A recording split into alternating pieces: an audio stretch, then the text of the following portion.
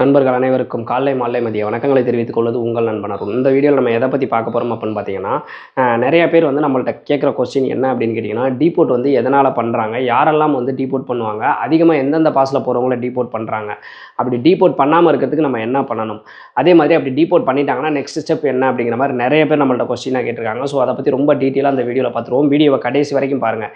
ஏன்னு கேட்டிங்க அப்படின்னா, இப்போதைக்கு மிகப்பெரிய பிரச்சனையாக இருக்கிறது என்ன அப்படின்னு கேட்டிங்கன்னா, இந்த டீபோட் பண்ணுறது எதனால் வந்து இது பெரிய ப்ராப்ளமாக இருக்குது அப்படின்னு சொல்கிறேன்னா, இங்கேருந்து நீங்கள் ஒரு வேலைக்கு போகிறப்ப லேக்ஸ் கணக்கில் பணம் கட்டி தான் போகிறீங்க. இ பாஸாக இருக்கட்டும், டிஇபி பாஸாக இருக்கட்டும், எந்த பாஸில் நீங்கள் போனீங்க அப்படின்னாலும் 4 லட்சம் 5 லட்சம் இந்த மாதிரி பணம் கட்டி போகிறீங்க. உங்களை டீபோட் பண்ணுற பட்சத்தில் திருப்பி வந்துட்டீங்க அப்படின்னா அந்த பணத்தை திருப்பி வாங்குறது அப்படிங்கிறது ரொம்பவே கஷ்டமாக இருக்குது. ஒரு சில பேர் பெரிய தொகையை வந்து பிடிச்சிக்கிட்டு தான் கொடுக்குறாங்க, ஒரு சில பேர் கொடுக்கவே மாட்டேங்கிறாங்க, ரொம்ப இழுத்தடிக்கிறாங்க. இந்த மாதிரிலாம் பிரச்சனை போயிட்டு இருக்கிறதுனால முதலுக்கே மோசமாகுது. அப்படிங்கிறதுனால இந்த டீபோட் அப்படின்றது இப்போ பெரிய பிரச்சனையாக இருக்குது. ஸோ அதனால் இந்த வீடியோவை கடைசி வரைக்கும் பார்த்து என்ன பண்ணணுங்கிறத தெளிவாக தெரிஞ்சுக்கிட்டு அதுக்கப்புறம் போனீங்க அப்படின்னா இந்த பிரச்சனையிலேருந்து உங்களால் தப்பிக்க முடியும். இந்த மாதிரி யூஸ்ஃபுல்லான இன்ஃபர்மேஷன்லாம் நீங்கள் தெளிவாக தெரிஞ்சுக்கிட்டீங்க அப்படின்னா நீங்கள் நல்லபடியாக வெளிநாடு போய் நல்லபடியாக சம்பாரித்து உருப்படியாக வீடு வந்து திருப்பி சேர முடியும். அதனால் வீடியோவை கடைசி வரைக்கும் பாருங்கள். இந்த மாதிரியான யூஸ்ஃபுல்லான இன்ஃபர்மேஷன் தெரிஞ்சுக்கிட்டு நம்ம சேனலை சப்ஸ்கிரைப் பண்ணி வச்சுக்கோங்க. ஓகேங்களா? ஓகே, டீபோட் அப்படின்னா என்ன அப்படிங்கிற மாதிரி ஃபஸ்ட்டு சொல்லிடுறேன். டீபோட்னா என்னன்னு கேட்டிங்கன்னா, உங்களை திருப்பி அனுப்புறது. சிங்கப்பூரில் பார்த்தீங்க அப்படின்னா ஐசிஏ அப்படிங்கிற ஒரு அமைப்பு இருக்குது. இப்போ எப்படி நம்ம எம்ஓஎம் அப்படின்னு சொல்கிறோம்ல, எம்ஓஎம்னா மனிதவள அமைச்சு அப்படின்னு, அதே மாதிரி ஐசிஏ அப்படின்னா வந்து இமிகிரேஷன் ஆஃபீஸர்ஸ் தான் வந்து ஐசிஏன்னு சொல்லுவோம். இவங்க தான் வந்துட்டு குடிநுழைவு சோதனை சாவடி, அதாவது சிங்கப்பூரில் வந்து யாரெல்லாம் உள்ளே போகிறாங்களோ அவங்க சிங்கப்பூருக்கு வந்து அவங்க உகந்தவங்களா கரெக்டான ஆளான்னு பார்த்து தான் உள்ளே அலோவ் பண்ணுவாங்க. அவங்க வந்து சரியானவங்க இல்லை அப்படின்னாலோ, இல்லை அவங்க பொய் சொல்லி வர்றாங்க அப்படின்னாலோ, இல்லை ஃபேக் விசாவில் வர்றாங்க, இந்த மாதிரி எந்த பிரச்சனை அப்படின்னாலும் அவங்க வந்து உங்களை திருப்பி அனுப்பிடுவாங்க. அவங்க நாட்டுக்கு வந்து பாதுகாப்பு இல்லை, உங்கள் மூலமாக ஏதாவது த்ரெட்னிங் இருக்குது, இல்லை உங்கள் மூலமாக ஏதாவது ப்ராப்ளம் வரும்னு தெரிஞ்சால் அவங்க திருப்பி அனுப்பிடுவாங்க. ஏன் எதுக்குன்னு கூட சொல்ல மாட்டாங்க. ஓகேங்களா? ஸோ அவங்க தான் வந்து ஐசிஏ ஆஃபீஸர்ஸ். அவங்க தான் வந்து உங்களை டீபோட் பண்ணுவாங்க. ஃபஸ்ட்டு எதுக்காக டீபோட் பண்ணுறாங்க அப்படின்னு பார்த்தீங்கன்னா, டீபோட் பண்ணுறதுக்கு நிறையா ரீசன்ஸ் இருக்குது.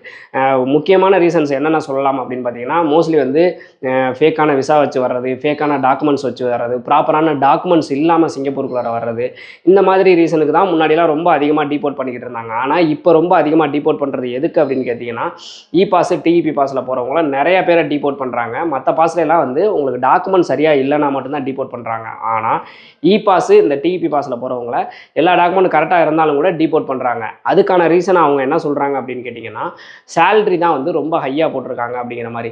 இ பாஸ் ரூல்ஸை ப்ராப்பராக வந்து ஃபாலோ பண்ணுறது கிடையாது. அதே மாதிரி டிஇபி பாஸ் ரூல்ஸை ஃபாலோ பண்ணி நிறையா பேர் வர்றது கிடையாது. அப்படிங்கிறதுனால தான் வந்து அவங்க வந்து உங்களை திருப்பி அனுப்புகிறாங்க.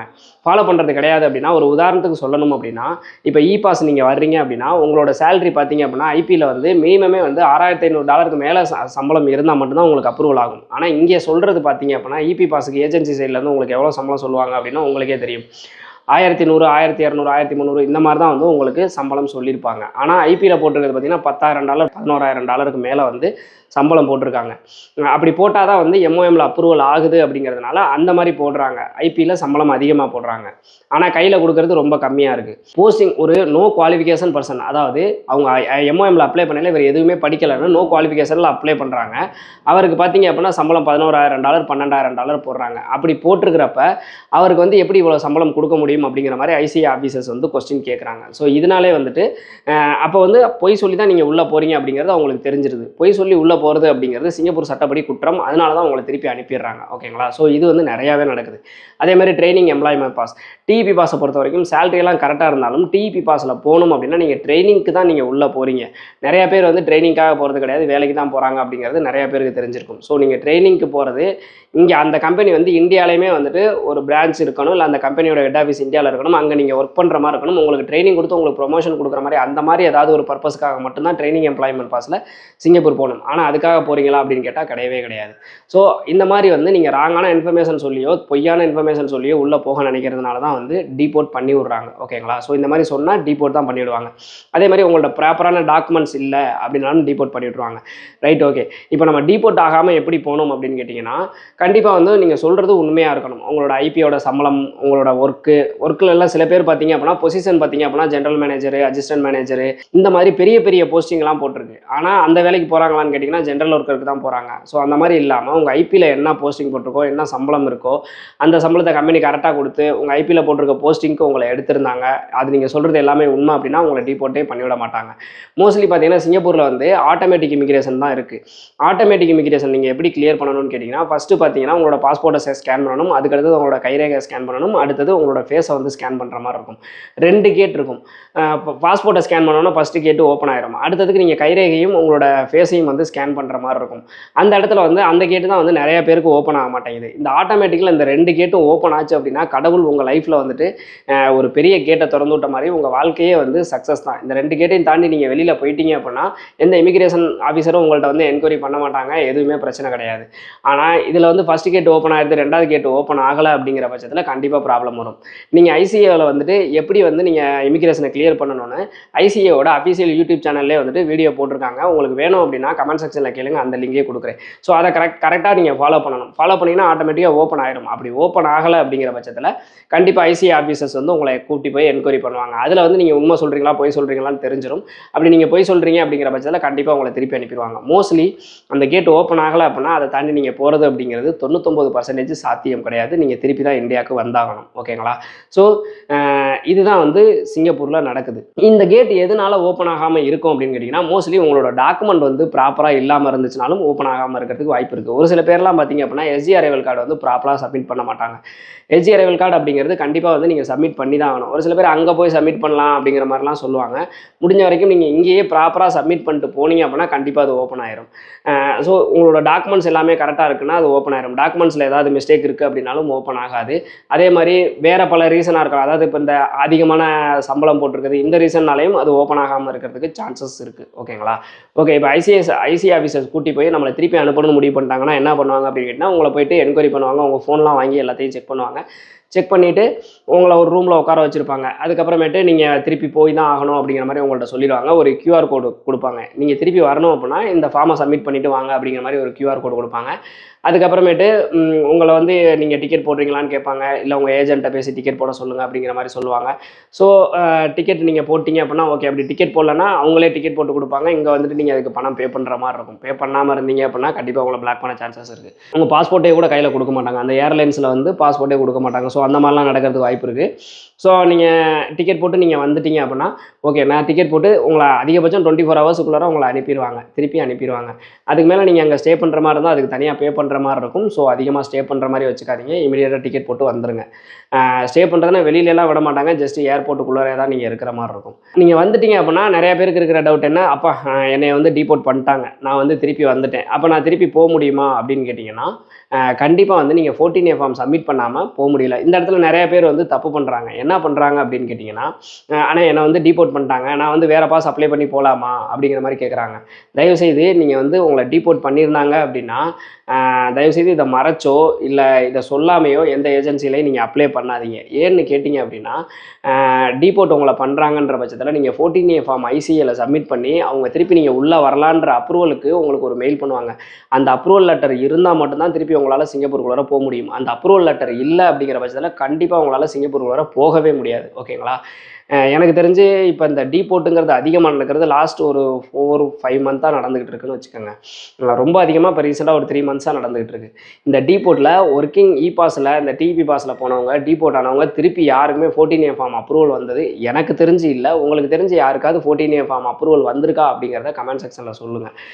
ஏன்னு கேட்டிங்கன்னா அப்ரூவலே வரமாட்டேங்குது. அப்ளை பண்ணால் ரொம்ப லேட்டாக தான் ரிப்ளை வருது. அதுவும் ரிஜெக்டட்னு தான் வருதே ஒழிஞ்சு அப்ரூவல் வரமாட்டேங்குது. அப்போ அந்த 14A ஃபார்ம் ஏன் கொடுக்குறாங்க அப்படின்னு கேட்டிங்கன்னா இப்போ நீங்கள் சிங்கப்பூர் போகிறீங்க, உங்கள் டாக்குமெண்ட்ஸில் தான் ப்ராப்ளம் இருக்குது. நீங்கள் சொன்னது எல்லாமே கரெக்டு, நீங்கள் எதுவும் பொய் சொல்லலை. உங்கள் டாக்குமெண்ட்ஸ் எல்லாமே டாக்குமெண்ட்ஸில் தான் ப்ராப்ளம் இருக்குது, நீங்கள் சொன்னதெல்லாம் கரெக்டு அப்படிங்கிற பட்சத்தில் உதாரணத்துக்கு உங்களோட விசாவோட எக்ஸ்பைரி டேட் ஆயிடுச்சு, உங்களோட பாஸ்போர்ட் எக்ஸ்பைரி டேட் ஆயிடுச்சு, இல்லை பாண்டு உங்களுக்கு ரிலீஸ் பண்ணல, இந்த மாதிரி டாக்குமெண்ட்ஸில் ஏதாவது ப்ராப்ளம் இருக்குது அப்படின்னா உங்களால் அதை அந்த ஸ்பாட்லேயே சரி பண்ண முடியலை அப்படிங்கிற பட்சத்தில் உங்களை திருப்பி அனுப்புவாங்க. அப்படி திருப்பி அனுப்புகிறாங்கன்னா நீங்கள் வந்து 14A ஃபார்ம் சப்மிட் பண்ணிங்கன்னா கண்டிப்பாக உங்களுக்கு வந்து அப்ரூவல் கிடச்சிரும். நீங்கள் திருப்பி சிங்கப்பூர் போக முடியும். ஸோ அதுக்கு தான் 14A ஃபார்ம் கொடுக்குறாங்க.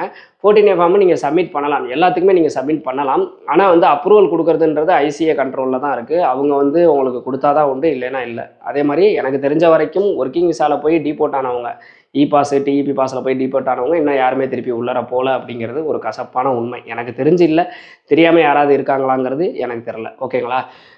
ஸோ அப்போ டீபோர்ட்டுக்கு வேறு வழியே இல்லையான்னு கேட்டிங்கன்னா நல்லா தெரிஞ்சுக்கோங்க. இப்போ வந்துட்டு நீங்கள் சிங்கப்பூர் போகிறீங்க, அப்போ வந்து பாஸோ இல்லை டிஇபி பாஸ்லையோ போகிறீங்க அப்படின்னா நீங்கள் எந்த பாஸில் போனாலுமே சரி, மோஸ்ட்லி வந்து 200% நம்பலாம். NTS permit, S pass, work permit, PCM permit, CPR permit, இதுலலாம் வந்து உங்களை டீபோர்ட் பண்ணவே மாட்டாங்க. நீங்கள் 200% நம்பலாம்.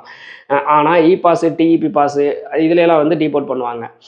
அதே மாதிரி இந்த பிசிஎம் பர்மிட், சிபிஆர் பர்மிட்லாம் உங்களுக்கு டாக்குமெண்ட் கரெக்டாக இல்லைன்னா உங்களை டீபோர்ட் பண்ணுவாங்க.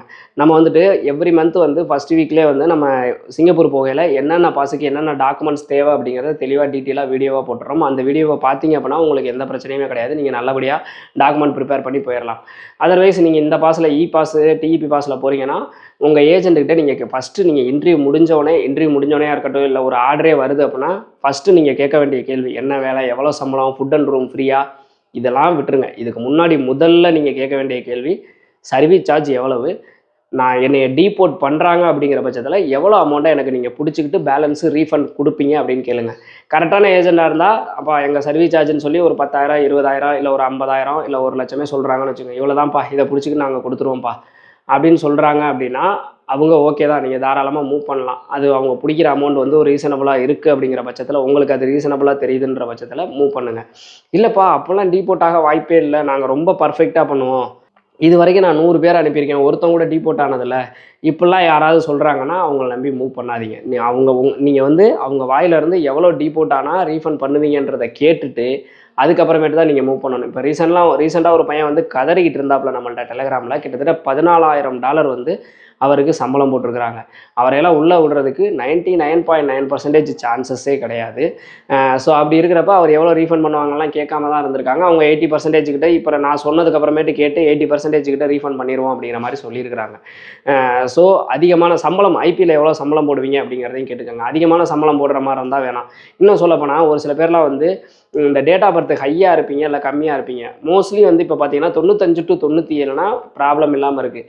ஆனால் டேட் ஆஃப் பர்த் ஹையாக இருந்தாலோ இல்லை கம்மியாக இருந்தாலோ மோஸ்ட்லி ரிஜெக்ட் ஆகுது. அப்படி இல்லைனா அதிகமான சம்பளம் போட்டால் தான் அப்ரூவல் ஆகுது. இப்போ அதிகமான சம்பளம் போடையில் அங்கே உங்களை வந்து உள்ளே விட மாட்டேன்றாங்க. ஸோ இந்த மாதிரி பிரச்சனையும் வர்றதுனால உங்கள் அந்த டேட் ஆஃப் பர்த் கம்மியான ஐபியில் எவ்வளோ சம்பளம் போடுவீங்கன்னு கேட்டுக்கோங்க. 6,500 to ஒரு 8,000, $9,000 அப்படின்னா ஓகே தான். அதை விட அதிகமாக தான் சம்பளம் போடுறாங்க ஐபியில், உங்களுக்கு சம்பளம் அதிகமாக தான் இருக்குது அப்படிங்கிற பட்சத்தில் உங்களால் சிங்கப்பூருக்குள்ளே போக முடியாமல் போகிறதுக்கு நிறையா வாய்ப்புகள் இருக்குது. இதெல்லாம் நீங்கள் ஃபஸ்ட்டே நீங்கள் இன்டர்வியூ பண்ணையிலே பணம் கட்டுறதுக்கு முன்னாடியே கரெக்ஷன் பண்ணிட்டீங்க அப்படின்னா உங்களை டீபோர்ட்டே பண்ணுறாங்க, கிடச்சி உள்ளே போயிட்டா கடவுள் செயல், லைஃபு செட்டில்டு.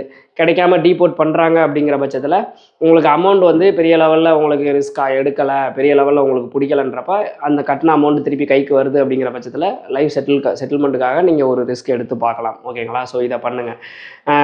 அதே மாதிரி நீங்கள் இப்போ டீபோர்ட் ஆகிட்டீங்க அப்படிங்கிற பட்சத்தில் நீங்கள் வேறு எந்த பர்மிட்டுக்கும் 14A ஃபார்ம் சப்மிட் பண்ணி அப்ரூவல் வராமல் மூவ் பண்ணாதீங்க. 14A ஃபார்ம் சப்மிட் பண்ணி ஐசிஏலேருந்து அப்ரூவல் வரல அப்படின்னா உங்களால் லைஃப் டைமுக்கு வந்து சிங்கப்பூருக்குள்ளே நுழைய முடியாது.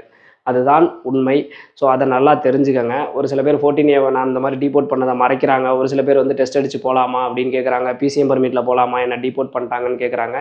நீங்கள் சிங்கப்பூருக்குள்ளே டூரிஸ்ட் விசாவில் கூட போக முடியாது, நல்லா தெரிஞ்சுக்கங்க. 14A ஃபார்ம் சப்மிட் பண்ணாமல் சிங்கப்பூருக்குள்ளே உங்களால் எந்த பாஸ்லையும் என்ட்ரி ஆக முடியாது. டீபோர்ட் ஆனவங்க மட்டும் சொல்கிறேன். ஓகேங்களா? ஸோ உங்களை டீபோர்ட் பண்ணியிருந்தா அது 14A ஃபார்ம் நீங்களே சப்மிட் பண்ணி பாருங்கள், இல்லை அதுக்கு வேறு யாராவது ஆள் இருக்காங்களான்னு பாருங்கள். நிறைய பேர் என்னட்ட கேட்குற கொஸ்டின் என்னென்னா, கம்பெனி வந்து அப்ளை பண்ணி கொடுப்பாங்களா, 14A ஃபார்ம் சப்மிட் பண்ணி கொடுப்பாங்களான்னு கேட்குறாங்க. இது வரைக்கும் எந்த கம்பெனியும் பண்ணி கொடுக்க மாட்டேங்கிறாங்க, அந்தளவுக்கு ரிஸ்க் எடுக்க மாட்டேங்கிறாங்க. ஸோ கம்பெனியை நம்ப முடியாது, நீங்களாக தான் சப்மிட் பண்ணி பார்க்கணும். அதில் அப்ரூவல் கிடச்சிச்சின்னா உங்களுக்கு லக்கு, அப்படி கிடைக்கல அப்படின்னா நீங்கள் வேறு கண்ட்ரி ட்ரை பண்ணுறது பெட்ரு. ஓகேங்களா? ஸோ இதுதான் வந்து இப்போதைய சுச்சுவேஷன். 2026 பிப்ரவரி மாதத்தில் இந்த வீடியோ எடுக்கிறோம். ஸோ இப்போதைய சுச்சுவேஷன் இது ஏதாவது மாறுது அப்படிங்கிற பட்சத்தில் கண்டிப்பாக நான் அடுத்த வீடியோ போடுறேன். ஏதாவது ஜாப் வேகன்சி மோஸ்ட்லி வந்து இவ்வளோ ரிஸ்க் எடுக்கணுமா, அப்போ நான் வேறு வேலைக்கு போகலாமான்னா நீங்கள் NTS permit, S pass, PCM permit இதிலெல்லாம் ட்ரை பண்ணி பார்க்கலாம். டெஸ்ட் அடிக்கிறது கூட கொஞ்சம் கொஞ்சமாக ஓப்பன் பண்ணிட்டு இருக்காங்க. ஸோ நீங்கள் அதுலேயுமே ட்ரை பண்ணி பார்க்கலாம்.